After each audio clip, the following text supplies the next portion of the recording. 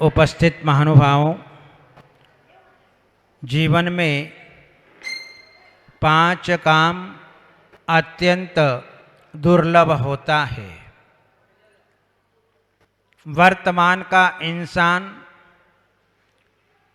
अपने जीवन में काम नहीं करना चाहता। नौकर के भरोसे उसकी गाड़ी चला करती है और जब तक इंसान पराधीन होता है तब तक उसके जीवन में सुख की कल्पना नहीं की जा सकती है। पराधीन सपने हो सुख नाही। जहाँ पराधीन अवस्था का अनुभव किया जाता है वहाँ पर जो है किसी प्रकार सुख की कल्पना नहीं कर सकते हैं। लेकिन कुछ काम ऐसे होते हैं व्यक्ति आसानी से कर लिया करता है। कुछ काम ऐसे होते हैं जिसमें इंसान को कठिनाइयों का सामना करना पड़ता है, संघर्ष करना पड़ता है, कष्ट उठाने पड़ते हैं, तब जाकर के वे काम अपने जीवन में संपन्न हो पाया करते हैं। लेकिन सबसे पहले संयम धारण करना, दूसरा है तपश्चरण करना, तीसरा है त्याग करना और चौथा काम जो है अपनी बात किसी और के दिमाग में फिट करना और पांचवा जो है किसी और का पैसा अपनी जेब में शिफ्ट करना। ये 5 काम जो हैं बहुत कठिन काम है। संयम का नाम सुनते ही, तपश्चरण का नाम सुनते ही, त्याग का नाम सुनते ही व्यक्ति को ऐसा लगता है कि सारा पहाड़ मेरे ऊपर आकर के पड़ गया है, जिसके कारण वह संयम का, तप का, त्याग का काम अपने जीवन में करता ही नहीं है। क्योंकि ये काम करने वाले तो धीर वीर पुरुष हुआ करते हैं जो अपने जीवन में बड़े से बड़ा काम, बड़े से बड़ा तपश्चरण, बड़ी से बड़ी साधना अपने जीवन में हर कोई व्यक्ति नहीं कर सकता। लेकिन हमारे ही बीच में ऐसे लोग हुआ करते हैं कि जो अपने जीवन में इस बड़े से बड़े काम को भी सामान्य रूप में करते हुए दिखाई देते हैं। जहां काम की बात आती है तो व्यक्ति के मन में भय उत्पन्न हो जाता है। इसलिए जो है लोग क्या करते हैं, साधु संतों के पास आते नहीं। क्योंकि महाराज माता जी पास में जाएंगे तो क्या होगा, महाराज त्याग की बात करेंगे, तप की बात करेंगे, संयम की बात करेंगे। इसलिए अपन तो महाराज का ही त्याग कर दो, झंझट खत्म। पर महाराज को त्याग करने से कुछ नहीं होगा। जितना जितना संयम तप त्याग से दूर भागोगे उतना उतना तुम मोक्ष के दूर होते जाओगे। पहले से अपन मोक्ष से अभी बहुत दूर हैं। अभी तो मोक्ष पुरुषार्थ अपने जीवन में प्रारंभ ही नहीं किया और फिर ऐसे संयम तप त्याग की बात करते हैं, उससे दूर भागते हैं, तो समझना मोक्ष अभी हमें बहुत देर से मिलने वाला है, इतना जल्दी सहज साध्य नहीं है। यदि गुलाब का फूल ये कहे कि मैं कांटों में खिलूं नहीं, तो क्या होगा? जबकि वो कांटे जो हैं उस फूल की सुरक्षा के साधन हैं। क्योंकि एकदम कोई शीघ्रता से उस गुलाब के फूल को तोड़ नहीं सकता है। उस गुलाब के चारों ओर जो है कांटे होते हैं और वे कांटे जो हैं एक बार इंसान को लगता है और लगने के बाद में ही वह फूल को तोड़ सकता है। इसी प्रकार से जो है मोक्ष भी इतना सरल नहीं है। मोक्ष को प्राप्त करने के लिए हमें सबसे पहले कष्टों को सहन करना पड़ेगा। बिना कष्ट के कभी भी मिष्ट वस्तु हमको मिल नहीं सकती है। हमको जो है यदि मिठाई खाना है तो इंतजारी करना पड़ेगी, क्योंकि मिठाई बनने में देर लगती है। घेवर खाना है तो घेवर बनने में देर लगती है। कचौरी खाना है, समोसा खाना है तो देर लगती है, और हलवा खाना हो तो फटाफट बन जाता है। ऐसे ही जो है हमें भी मोक्ष इतनी जल्दी मिलने वाला नहीं है। हम लोग भी जो है साधना कर रहे हैं, लेकिन आज के आज मोक्ष मिलने वाला नहीं है। कुछ भव की इंतजारी करना पड़ेगी। 8-10 भव को लेना पड़ेगा। 8-10 भव तक लगातार संयम तप त्याग की साधना अपने जीवन में करना पड़ेगी, तब कहीं जाकर के मोक्ष के फूल अपने जीवन में प्रकट हो जाएंगे। इसलिए काम को देख करके व्यक्ति अपने जीवन में घबरा जाता है। एक सेठानी ने काम वाली बाई को रखा। काम वाली बाई को रखा तो उस नौकरानी ने कहा कि क्या क्या काम करना है। तो सेठानी ने सारे काम गिना दिए कि आपको कपड़े भी धोना है, आपकी जो है घर में पोछा भी लगाना है, कमरों की साफ सफाई रखना है, बर्तन भी मांजना है, बहुत सारे काम गिना दिए। तो उस नौकरानी ने सेठानी से पूछा कि एक दिन में कितने बर्तन होंगे? कितने बर्तन होते एक दिन में 4 व्यक्तियों के? हैं? 25 बर्तन होते होंगे। हैं? ज्यादा है? 4 जनों के 25 बर्तन। और जो है कपड़े कितने होंगे धोने के? 4 व्यक्तियों के कपड़े कितने होते हैं? हैं? 25-50 कपड़े हो जाते हैं। भोजन बनाना है 4 जनों का। पोछा कितने कमरों में करना है? बोले 5 कमरों का। उस नौकरानी ने कहा कि एक दिन में इतना करना है तो मुझे 1 वर्ष में कितना काम करना पड़ेगा? कितने हो गए? 1 वर्ष के बर्तन कितने हो गए? 108। कितने होंगे? एक दिन में कितने वस्त्र होंगे? 1 साल में कितने वस्त्र धोने पड़ेंगे? 1 वर्ष में कितने कमरे की सफाई करना पड़ेगी? उसने गणित लगा लिया और गणित लगा करके जो है वो भागने लगी। सेठानी ने कहा अरे कहां भाग रही है ये? अरे बोले इतना सारा काम मुझे करना पड़ेगा, मैं ये काम नहीं कर सकती। तो सेठानी ने कहा कि हुआ क्या?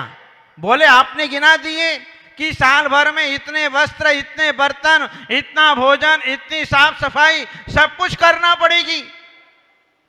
तो सेठानी ने कहा अरे पगली, तुझे इतना भी ज्ञान नहीं है। तेरे को एक दिन में थोड़ा इतना सारा काम करना है, ये तो 1 साल में तेरे को काम करना है। एक दिन में तो तुझे केवल मात्र 25 बर्तन की सफाई करना है और जो है 25-40 जोड़े कपड़े जो है आपको धोना है।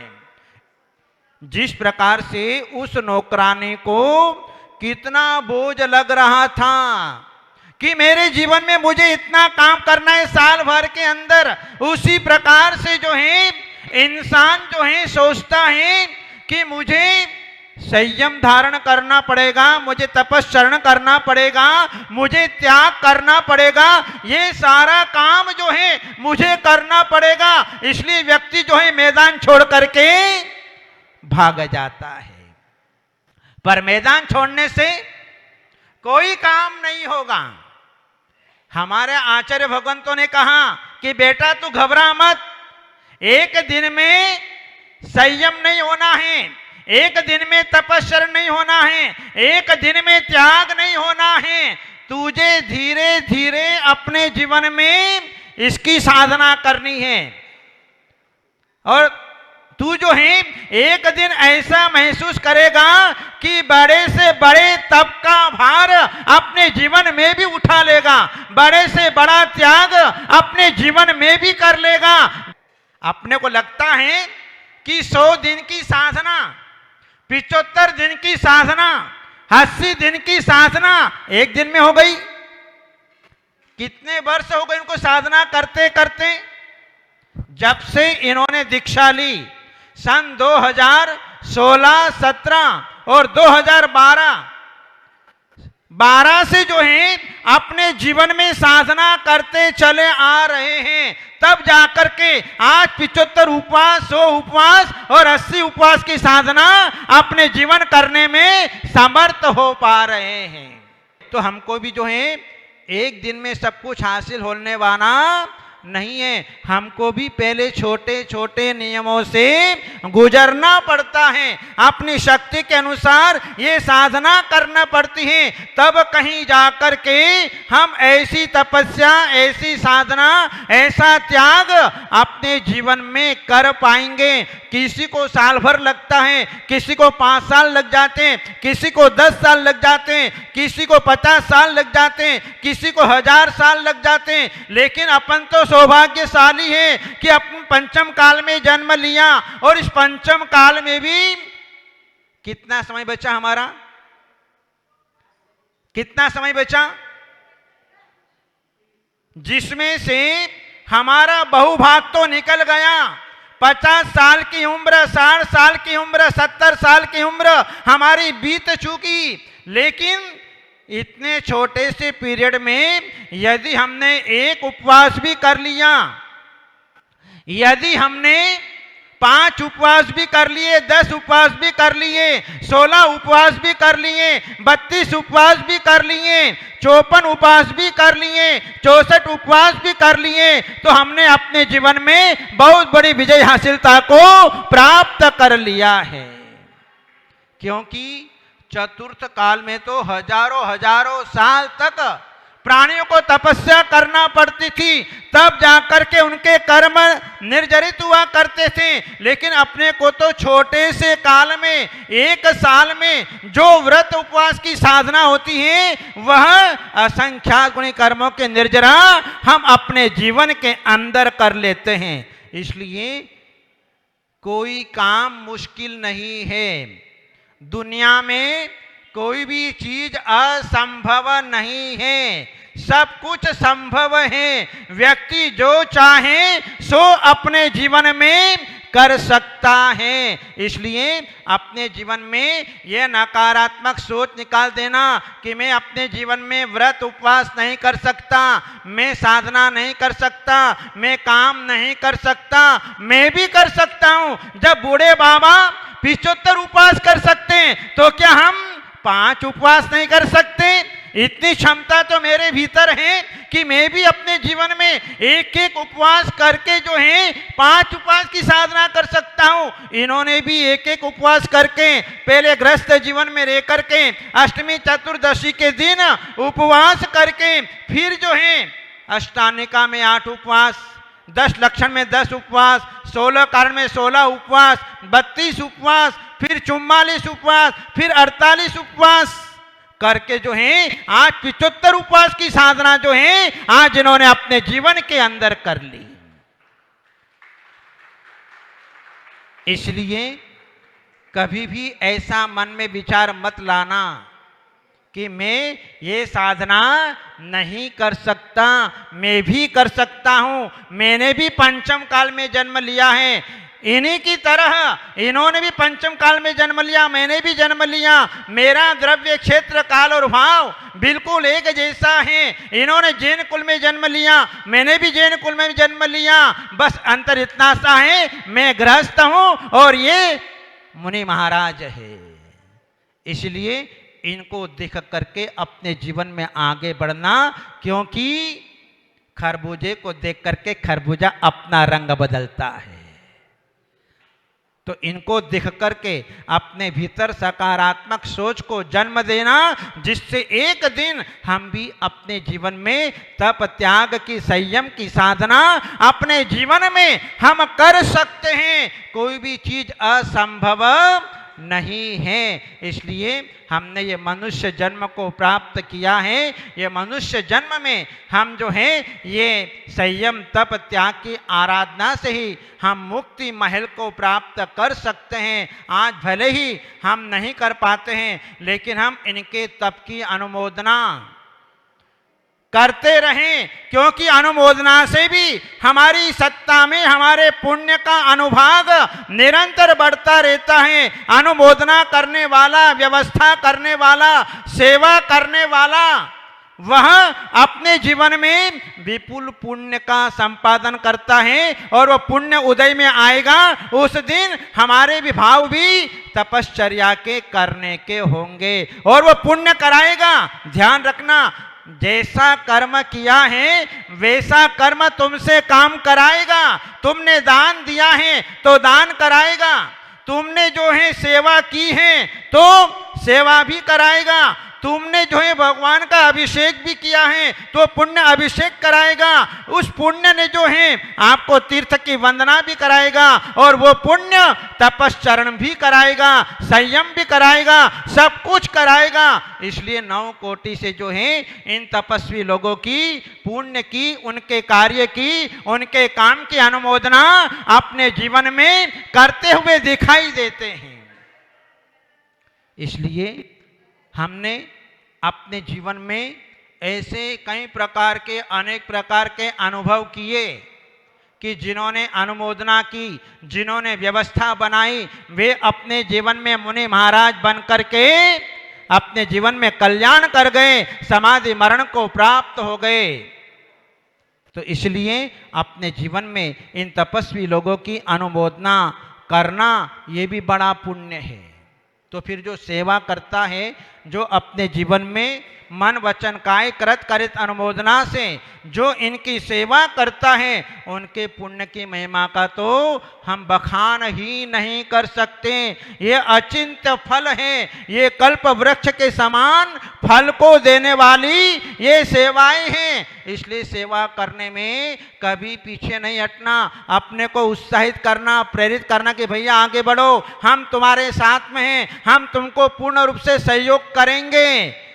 तो उनको जो है उनका हौसला बुलंद हो जाता है। दुनिया के अंदर गिराने वाले लोग बहुत होते हैं, लेकिन उठाने वाले लोग बहुत कम होते हैं। इसलिए अपने जीवन में जो संयम तप त्याग की साधना करता है, उनको अपने जीवन में उठाओ, आगे बढ़ो और अपने पुण्य का संपादन करो।